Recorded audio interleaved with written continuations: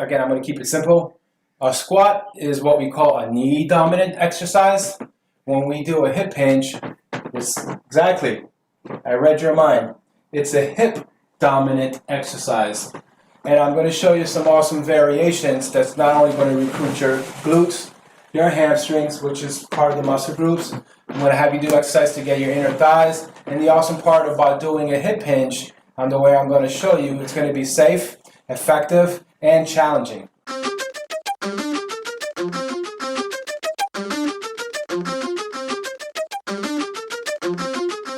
If you have any doubt with any of these exercises, ask your primary care physician. If you feel any lightheadedness with the hip hinging part, then stop. And it's the hip hinge exercise that I'm going to show you. We're going to start with is hip width apart. I want your hand positions to be in front of your hips. Now I'm going to show you a side view, and then I'm going to show you other views too. So here's the side view, and I will slow it down. It's literally going to look like this. Let me step a little bit here. I'm going to pull back my shoulder blades without shrugging. My knees are soft. I'm going to drive my hips back, and I want everyone to look at my knee and ask yourself, as I'm doing my hip hinge, are my knees bending? I show you again. I draw in my navel. I am not holding my breath. I smell the roses. I'm going into the hinge, my weight shifting pretty much to my heels, but I'm not lifting my feet. And notice the angle of my knee is not changing. The only thing that is moving is my bum going back or back. So that's, again, as I said earlier, the biggest difference between a squat, which is knee dominant, see the knee bending, and then a hip hinge, which is hip dominant. The angle of my knee does not change. Some of you may be asking, hey, should I lock my knees? The answer is no. So now I'm going to be a little bit nerdy. That's what I like to do. And you can use this as a pop quiz for your friends and family. Your hamstrings, the muscles that's being worked here, has two attachment points.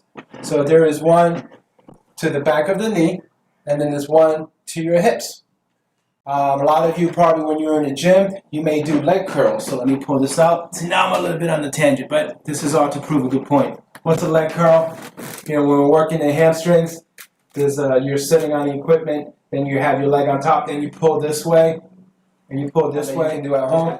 We're going to work both attachments. Yay! Let the balloons go. So I'm going to show you how to work it from the proximal, see, I almost forgot, and then the distal point. Why?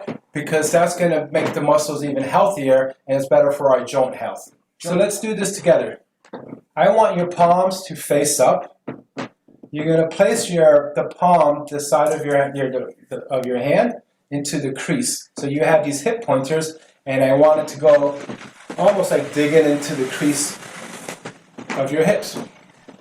That's below your navel, of course. From this position, your feet are going to be hip width apart, or if you feel a little bit comfortable, can go almost shoulder width. But it depends on everyone's structured differently with the hips. You may feel a little bit more confident, a little bit wider. But what I do not want, I don't want your stance to be wider than your shoulders. That's a different exercise. So for our purposes right now, I'm going to say hip width apart. I want your palms to face up, and you're literally making contact with your hips in the crease. That's going to teach us how to pull back our shoulder blades slightly, and I'm going to give you a back view so we can do the exercise. So follow me. Put your hands in front of your hips. Your weight's going to be evenly distributed on your feet. So think of your feet as a tripod. You have your big toe, your little toe, and your heel. Your weight is distributed evenly. I'm going to show you a side view. From this position, I relax my shoulders and I pull them back gently. From that, I smell the roses and I drive my hips back. As I'm hinging, once again, the angle of my knee is not changing. I'm going to stop here. Now look at my back. My back is flat. Next thing, look at my neck. My neck is neutral. And notice my shoulders are not dropping below my hips. I come back up. I will show you again. So this is very, very important. This is what I do not want to see as you're doing a hip hinge. I don't want to see this. You probably already know the answer. That's because my knees are bending. So that's not a hip hinge. I don't want to see this. Watch my back. See what I did? I released my upper back or relaxed, and now you already know what's wrong. I'm rounding my back. So you may say, hey Julio, I got the hip hinge. I know where my hands are here. I pull back my shoulder blade slightly, and that makes it more difficult to round my upper back. That's why I'm having you do that. But you may be doing this. Watch this, and this is a no-no. Watch my head. No, do not do that. None of that stuff. No good. Muy malo. So that means we're going to put stress on our C-spine, and I don't want any of that. So throughout my years of training, I've come across many people, and a lot of you are very mobile. What does that mean? Hip mobile. You can literally you can touch your feet, you can touch your toes. But so this is important on the range of motion with the hip hinge. And this is going to apply for all the other variation. So again, you may be able to put your hands on the floor. This hinge that I'm showing you, I don't want you to keep hinging. Watch my shoulders, guys. So I'm here, hip width style. I'm hinging, I'm hinging, I'm hinging. I want you to stop to your chest is about parallel to the floor. I don't want your shoulders to go below your hips. So another way to think about it, this is your belly button. Pretend you have a table, the height of your belly button. Just follow me. And then pretend you have some good food on there, right? Snacks. So I have this table that is the height of my navel, my belly button, or maybe a little bit below. I want my chest to touch that table. And then here's another analogy I used to use. I have a friend on the opposite side, and they're pushing the table to my hip. So if that's happening, my hips have to naturally go that way. So watch. So my friend, not a nice friend, they're pushing that table, and then it's still making contact with my hips. Now my chest is touching that table. Now I'm going to push back the table just using my hips. There it is. And then I do it again. I smell the roses.